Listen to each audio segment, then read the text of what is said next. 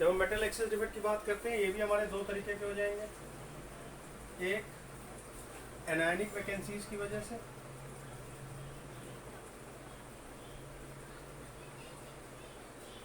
दूसरे extra cation की वजह से। अगर इंटरस्टिशियल साइड पे एक एक्स्ट्रा कैटायन आ जाता है, उसको हम क्या कह देंगे? Metal excess defect.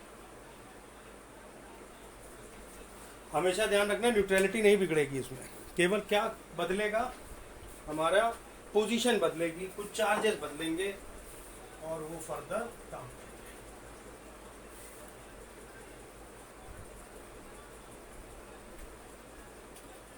जब हम बात करते हैं मेटल डेफिशिएंसी डिफेक्ट की, तो ये भी दो तरीके के हमारे हो सकते हैं। एक कौन सा हो सकता है? जो कैटायनिक वैकेंसीज की वजह से जनरेट हो रहा हो, या एक्स्ट्रा एनायन आ रहा हो इंटरस्टिशियल साइट।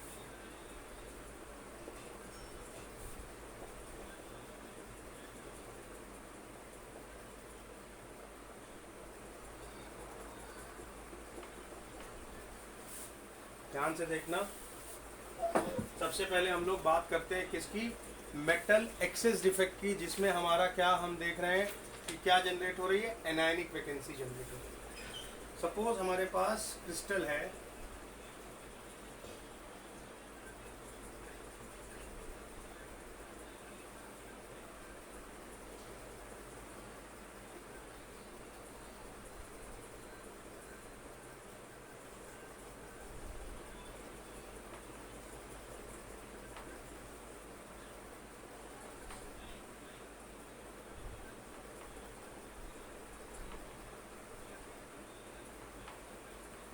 यूजुअली ये किस में दिखाई देगा?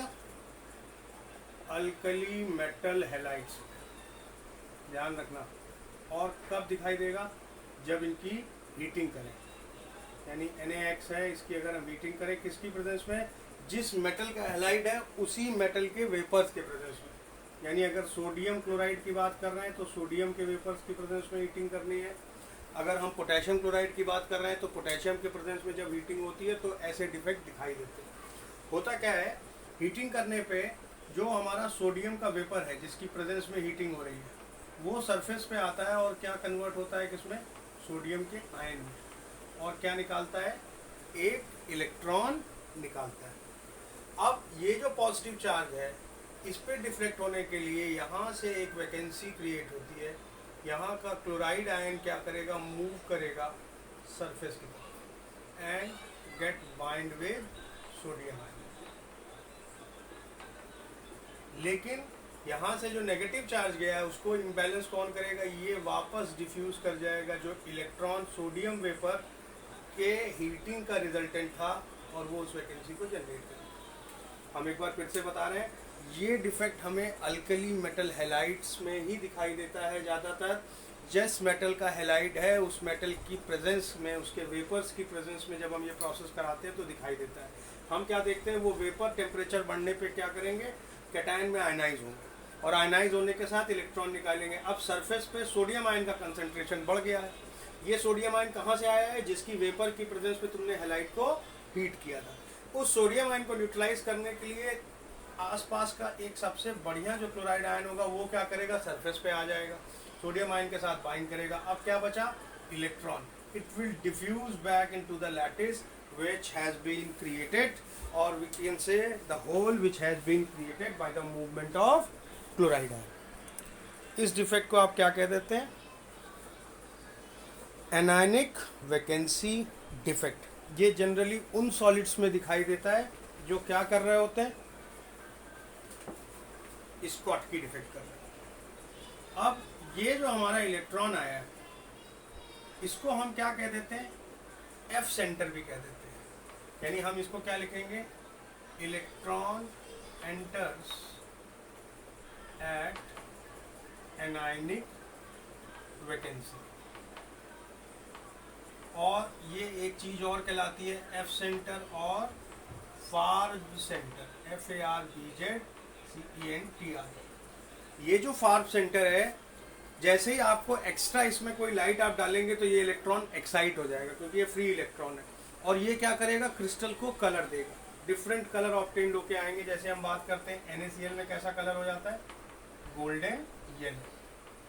तो एफ सेंटर्स हमारे क्रिएट हो रहे हैं। एफ सेंटर्स कुछ भी नहीं है, ये वो इलेक्ट्रॉन है जो सरफेस से मूव किए हैं क्रिस्टल पे। किसकी वजह से मूव किए हैं, क्योंकि क्रिस्टल से एक एनायन मूव किया है सरफेस पे।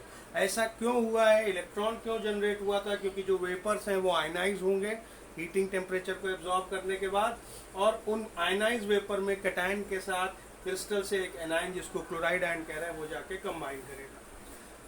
जब हम बात करते हैं पोटेशियम क्लोराइड, ये वायलेट कलर डिस्प्ले करता है because of these F centres. जब हम बात करते हैं लिथियम क्लोराइड की, ये पिंक कलर डिस्प्ले करेगा because of these F centre और स्वाब सेंटर। तो हमने क्या देखा, एनायनिक वैकेंसी जहाँ पर होगी उन क्रिस्टल्स में होगा जो स्कॉटकी डिफेक्ट दिखा रहे होंगे, और उस वैकेंसी की वजह से एक एफ सेंटर्स जनरेट होंगे, जिसका रिजल्टेंट हमारा क्या होगा, डिफरेंट कलर ऑब्टेन हो जाएंगे हमारे किसमें, क्रिस्टल्स में।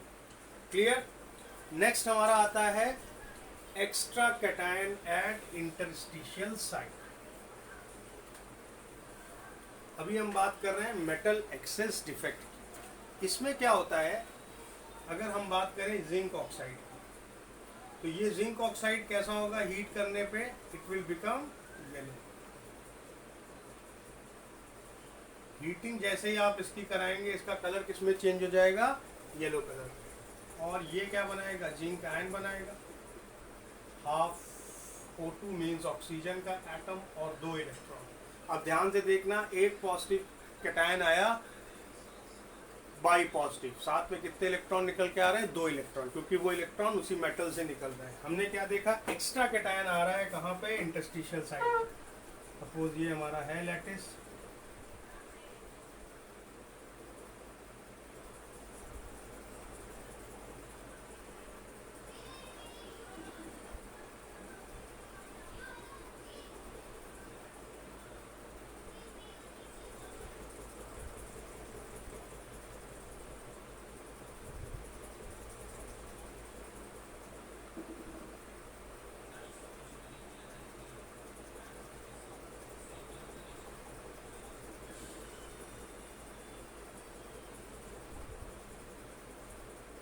इस जगह पे क्या हुआ, जो एक्सेस जिंक आयन था वो आ गए, यानी यहाँ पे एक कैटायन आया। इस समय हम इसको क्या दिखा रहे हैं, सिंगल पॉजिटिव चार्ज। ये एक इंटरस्टिशियल साइड पे आपका कैटायन आ गया है, और एक इंटरस्टिशियल साइड पे आपका इलेक्ट्रॉन आ गया। इसका कॉन्सिक्वेंस क्या होता है, क्योंकि हम ध्यान से देखें, चाहे ये डिफेक्ट हो जिसको हम कह रहे हैं एनायनिक वैकेंसी का डिफेक्ट हो, चाहे इस डिफेक्ट की बात करें जिसको हम कह रहे हैं extra cation at interstitial side, इन दोनों ही डिफेक्ट में आप क्या देख रहे हो, इलेक्ट्रॉन बढ़ रहा है। यानी as a consequence what we can see, कि 2 बातें हमें यहाँ पे दिखाई दे रही है। पहली चीज क्या दिखाई दे रही है कि ये जो भी फ्री इलेक्ट्रॉन यहाँ पे जनरेट होके आया है, आइदर एट एनायनिक वैकेंसी और एट एक्स्ट्रा कैटायन, वो हमेशा कंडक्टिविटी का रीजन होगा। और ये बहुत ज़्यादा कंडक्टिव नहीं होते हैं, तो ये क्या फॉर्म करते हैं, सेमी कंडक्टर्स बनाते हैं।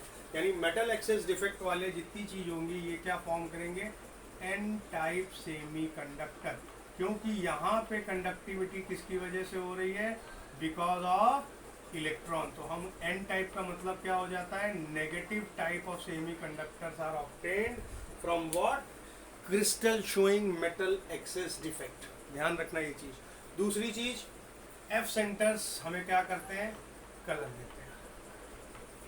ये क्या हो गया, कॉन्सिक्वेंसेस हो गए किसके, हमारे मेटल एक्सेस डिफेक्ट के। ध्यान से देख लो डायग्राम, कहीं कोई डाउट हो, आप लोग जूम मीटिंग में तो आते नहीं हो तो कोई मतलब नहीं बनता, हमसे भी ज़्यादा टॉलरेटेड हो, बिल्कुल पढ़े लिखे, डाउट होते नहीं।